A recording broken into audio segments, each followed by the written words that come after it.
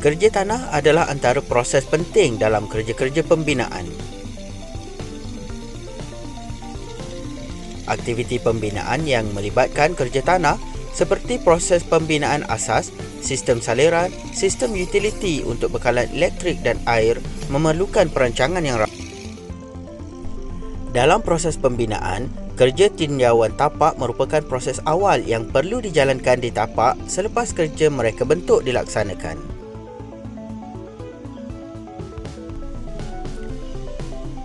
Kerja tinjauan tapak bertujuan untuk mengenal pasti keadaan semasa di kawasan pembinaan seperti binaan baru, perubahan sistem sedia ada dan sebagainya.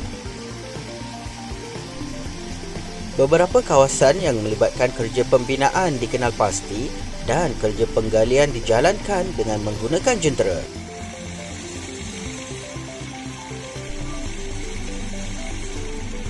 Dengan merujuk kepada pelan sedia ada di kawasan tersebut, korekan dijalankan dengan berhati-hati.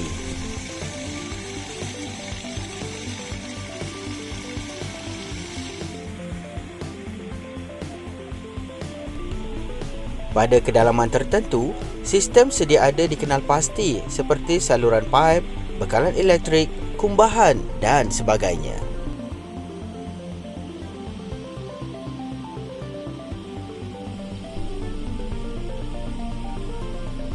Kerja ini dijalankan supaya sistem sedia ada tidak terganggu atau rosak semasa proses pembinaan dijalankan kelak.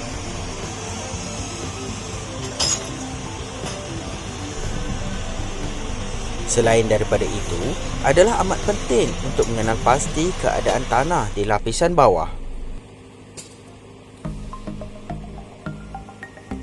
Sekiranya keadaan tanah stabil, ia akan memudahkan proses pembinaan dan tempoh pembinaan akan menjadi lebih pantas.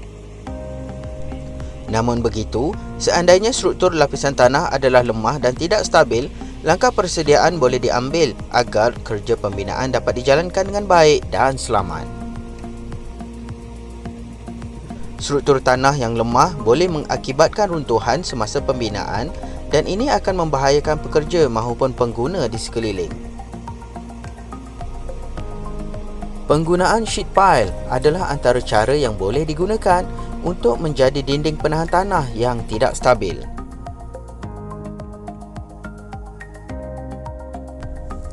Selain daripada itu, kita juga perlu mengenal pasti ketinggian aras air bawah tanah.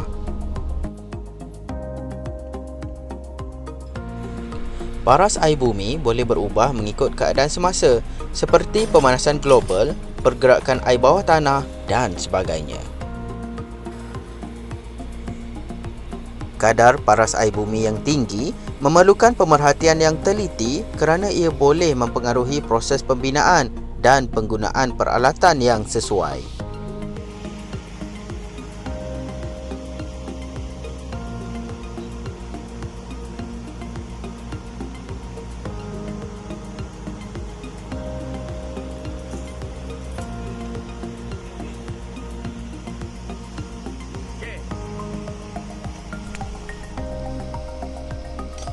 Sebagai kesimpulan, proses tinjauan tapak membantu kita mendapatkan maklumat sebenar suatu kawasan sebelum pembinaan dimulakan.